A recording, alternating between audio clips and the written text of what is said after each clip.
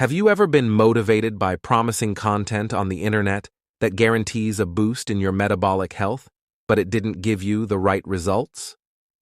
This is because we often neglect the timing of nutrition, also known as chrononutrition. There are numerous misconceptions about meal consumption, such as avoid eating carbs after 6 p.m. or you'll gain weight, or eat whatever within your calorie count. These couldn't be far from wrong. In fact, these fads can cause weight gain, hormonal imbalance, and other health issues. In this video, we will discuss why calorie distribution, meal timing, and eating windows are so important and how they impact our long-term health. When we time our meals in accordance with our circadian rhythm, aka our biological clock, our bodies work efficiently to absorb the nutrients and perform well. Stick around till the end of this video, where we'll share some key points to optimize your metabolism and weight management. First things first, let's understand the opposing relationship between circadian biology and the timing of nutrition. The circadian rhythm, or our natural clock, is a 24-hour cycle comprising behavioral, mental, and biological changes. Along with other factors such as light and dark, stress, and physical activity, circadian rhythms are deeply impacted by our food intake. To understand this better, think about the opposing biological processes in our body, such as catabolic and anabolic operations. Both processes need to work in harmony for our bodies to function properly. Similarly, despite our wish to never lose muscle mass, our muscle proteins are always subjected to breakdown and repair. Another example is the correlation between a car's accelerator and brake. While we never use the two simultaneously, using them in a rhythm at the right time and for the right duration is crucial for us to commute safely. Our bodies have multiple rhythms. For example, the sleep-wake cycle, consisting of several 90-minute sleep cycles, and the 28-day-long menstrual cycle. If we were to put it simply, chronobiology deals with the biology of time concerning our circadian rhythms. Based on their durations, these rhythms are classified as diurnal, rhythms synchronized with day and night; circadian, rhythms lasting for 24 hours; ultradian, rhythms less than 24 hours; and lastly, infradian rhythms, which are more than 24 hours. The circadian rhythms are responsible for various physiological functions such as hormonal secretion, sleeping patterns, temperature control, digestion, and mental alertness, to name a few. Now let's talk about the main circadian clock in our body, which is the suprachiasmatic nucleus, SCN, located in our hypothalamus. Having more than 20,000 neuronal cells, it generates circadian rhythms that control our bodily functions. Various external stimuli, or the Zeitgeber, as the Germans call it, regulate our circadian rhythms. The most influential stimulus is light. Our specialized retinal cells have a photopigment called melanopsin, which detects incoming light, especially blue light. Since the suprachiasmatic nucleus is directly attached to the retina, this signal prompts it to initiate the light cycle. In addition to our master clock, we also have peripheral circadian clocks throughout our body, for example in the liver, pancreas, intestine, fat cells, and skeletal muscles. They control bodily functions such as nutrient absorption, digestion, hormones, physical activity, and appetite. Though they are governed by the SCN, studies have proven that the peripheral clocks still work when disconnected from the SCN. When the SCN and the peripheral clocks are not synchronized, they give rise to a condition known as chronodisruption, leading to adverse effects on our health. Are you wondering how this is related to our diet? Stay tuned to learn more about the association between nutrition timing and our biological clocks. For our bodies to function properly, we need harmony among our master clock, the peripheral clocks, and external stimuli. Often, our modern lifestyles, late work schedules, increased light exposure at night, and traveling by time zones desynchronize our clocks. Though our melatonin levels are high during the night, these external stimuli can misalign the circadian phase. This circadian misalignment leaves a person with higher insulin, higher glucose, and higher cortisol levels while deteriorating sleep quality, leading to health complications. Now let's talk about chrononutrition and biological clocks. Diet and circadian clocks have a two-way interaction. While circadian clocks control various processes such as hunger and satiety cues, digestion, nutrient absorption, appetite, insulin sensitivity, and hormone release. On the other hand, diet can affect the peripheral circadian clocks. Hence, depending on how and when we eat, we can synchronize or disrupt our circadian rhythms with our diet. The following factors can improve or disrupt this interaction. For number 1, we have the timing of nutrition. When we consume heavy meals later in the day, our bodies won't be able to digest them efficiently.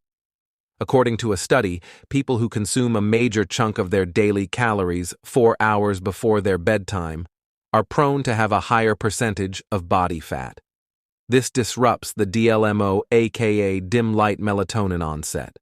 Research has proven that consuming heavy meals in the late evening or night hinders the natural process of melatonin production, which throws off the circadian rhythm.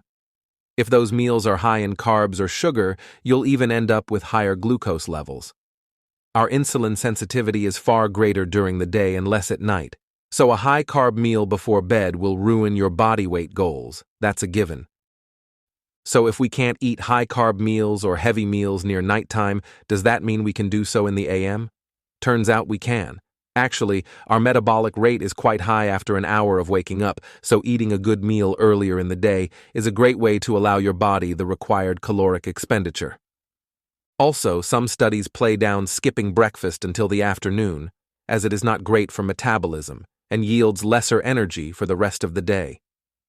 This is backed by a study called the Bath Breakfast Project, where eating a huge meal, nearly 700 calories, as breakfast showed higher energy levels throughout the day as compared to waiting till the afternoon for the first meal.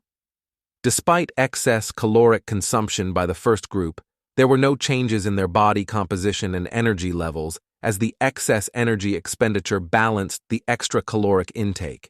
Hence, the timing of our nutrition greatly affects our metabolic health. Next up, we have calorie distribution. How we divide our calories throughout the day can impact our weight management greatly.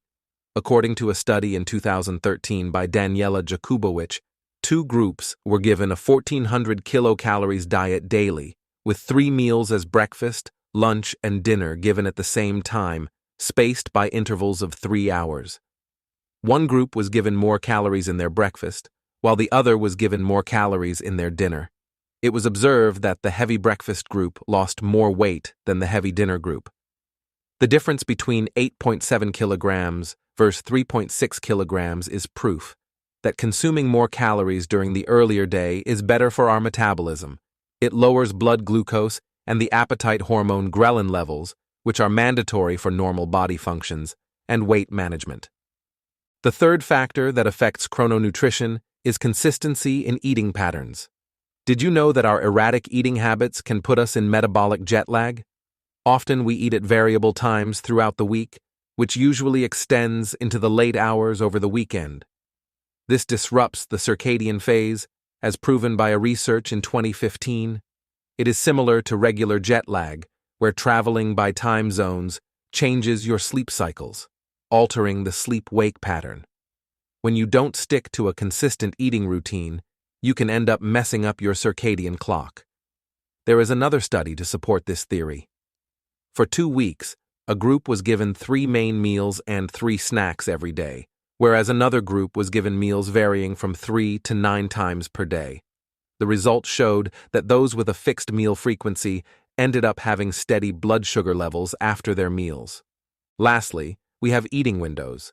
When we limit our food intake through time-restricted eating, we can lose weight easily, improve our insulin sensitivity, and have lesser liver fat, which collectively protects us from metabolic syndrome. In a study at the University of Surrey, participants consumed fewer calories and lost more weight when they decreased their eating window by moving breakfast ahead and dinner earlier by 1.5 hours each. No wonder time-restricted windows are so popular these days, as they help synchronize the circadian rhythms and boost our metabolism.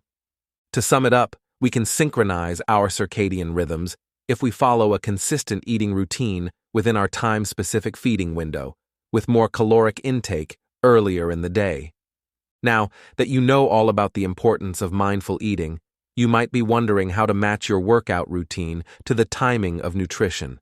For that, let's talk about the 3 phases of nutrient timings and how they impact our muscle recovery and metabolic health. The first phase is the energy phase. This phase starts 1 to 4 hours before your workout and lasts till the end of your session. It prepares your body to consume muscle glycogen for the upcoming physical activity. Did you know that the combination of complex carbohydrates, such as whole grains, and starchy vegetables with proteins prevents muscle tissue breakdown, improves protein synthesis, and also decreases the stress hormone known as cortisol, which usually rises during exercise? Enjoy a balanced meal with carbs and proteins with adequate hydration in this pre- and intra-workout phase for a great training session. Then comes Phase 2, the anabolic phase. In this post-workout phase that lasts for 2 hours, the body efficiently absorbs nutrients and focuses on muscle growth and recovery. Consuming proteins or amino acids in this metabolic window period, along with antioxidants, ensures optimal muscle repair and growth. You should also consume carbohydrates to replenish muscle glycogen that was depleted during the workout. Lastly, there's Phase 3, the growth phase. In this phase that lasts till the next day, you need to consume nutrients that align with your fitness goals, whether you're looking to lose weight, pack some muscle, or build your strength. Opt for a balanced diet with proteins, carbs, healthy fats, such as a handful of nuts, and fresh fruits and vegetables. As we reach the end of our video, here are some key points as promised. Stick to a restricted eating window. Avoid eating in the night. Eat most of your calories in the morning for better energy levels throughout the day. Avoid a high-carb breakfast, especially if you want to lose weight. Refrain from heavy or high-carb meals in the late evening or night. Stick to an eating routine and avoid eating irregularly. Like, share, and subscribe for more health-related content.